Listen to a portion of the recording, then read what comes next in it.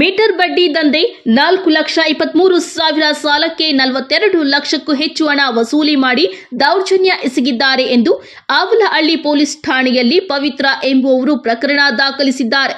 Avalahalli police ಠಾಣೆಯ ವ್ಯಾಪ್ತಿಯ ಕೋನದಾಸರಾಪುರ ಗ್ರಾಮದ ನಿವಾಸಿ ಪವಿತ್ರ ಎಂಬುವವರು ಅದೇ ಗ್ರಾಮದ ಶಾರದಮ್ಮನವರ ಬಳಿ ಹಂತ ಹಂತವಾಗಿ ಸುಮಾರು 4,23,000 ಸಾಲ ಪಡೆದಿದ್ರು.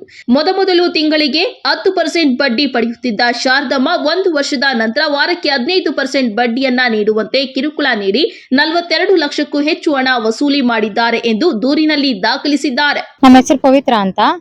ನಾವು ಇಲ್ಲಿ ಕೊಂದಾಸ್ಪುರದಲ್ಲಿ ವಾಸವಾಗಿರೋದು. ಶಾರದಮ್ಮ ಅನ್ನೋರು ಕೊಂದಾಸ್ಪುರದಲ್ಲೇ ಇರೋದು.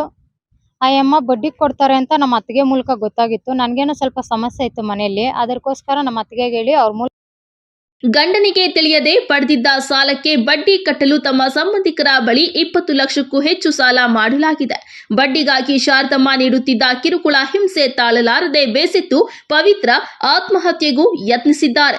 ಈ ಸಂದರ್ಭದಲ್ಲಿ ಗಂಡನಿಗೆ ವಿಷಯ ತಿಳಿದು ಶಾರದಮ್ಮ ಬಳಿ ವಿಚಾರಿಸಿದಾಗ ಅವಾಚ್ಯ ಶಬ್ದಗಳಿಂದ ನಿಂದಿಸಿ ಬೆದರಿಕೆ ಹಾಕಿದ್ದಾರೆ ಎಂದು ದೂರು ನೀಡಿದ್ದಾರೆ. 12 ಲಕ್ಷವನ್ನ ಅಕೌಂಟ್ ಮೂಲಕ ಹಾಗೂ 6 ಲಕ್ಷ ನೀಡಿರುವುದಕ್ಕೆ ತಮ್ಮ ಬಳಿ ಸಾಕ್ಷಿ ಇದೆ. ಉಳಿದ ಹಣವನ್ನ ನಗದು ಮೂಲಕ ನೀಡಲಾಗಿದೆ. ಪ್ರಕರಣ ದಾಖಲಾಗಿ 3 ದಿನಗಳು ಕಳೆದರೂ ಪೊಲೀಸರು ಯಾವುದೇ ಕ್ರಮ ಕೈಗೊಂಡಿಲ್ಲ. ಈ ತರ ಮನೆಯಲ್ಲಿರೋ ಹೆಂಗಸರಿಗೆಲ್ಲ ದುಡ್ಡು ಕೊಟ್ಟು ಮೀಟರ್ ಬಡ್ಡಿ ಹಾಕಿ 4 ಲಕ್ಷಕ್ಕೆ 42 ಲಕ್ಷ ವಸೂಲಿ ಮಾಡಿದ್ದಾರೆ. ನಾವು ಮನೇಲಿ ಬಂದು ಇವ್ರು ಸೂಸೈಡ್ ಮಾಡ್ಕೊಳಕ್ ಹೋಗಿದ್ರು. ಹೋಗಿ ಕೇಳಿದ್ದಕ್ಕೆ ಈ ತರ ನಾವು 4 ಲಕ್ಷ ಕೊಡಬೇಕು, ನಮ್ಗೆ ಟಾರ್ಚರ್ ಕೊಡ್ತಾ ಇದ್ದಾರೆ ಅಂತ ಹೇಳಿದ್ಕೆ ನಾನು ಹೋಗಿ 4 ಲಕ್ಷ ಅವ್ರಿಗೆ ಏನಿದೆಯೋ ಎಲ್ಲ ಕೊಟ್ಟು ಕ್ಲಿಯರ್ ಮಾಡಿ ಬಂದೆ. ಆಮೇಲೆ ಬಂದು ಇವ್ರು ಇದ್ಕೊಂಡು ಇಲ್ಲ ನಾವು ಸುಮಾರು 42 ಲಕ್ಷ ಕಟ್ಟಿದ್ದೀರಿ ಅಂತ ಹೇಳಿದ್ರು. ಹೇಳಿಕೆ ತಗೊಂಡು ಫೋನ್ ಪೇ ಎಲ್ಲ ಚೆಕ್ ಮಾಡಿದ್ರೆ 15 ಲಕ್ಷ ಗಂಟ ಫೋನ್ ಪೇ ಹೋಗಿದೆ. ಅವರು ಸಹ ಏನಾದರೂ ಶಾರದಮ್ಮರೊಂದಿಗೆ ಶಾಮೀಲಾಗಿದ್ದಾರಾ ಎಂದು ಅನುಮಾನ ಬಂದಿದೆ.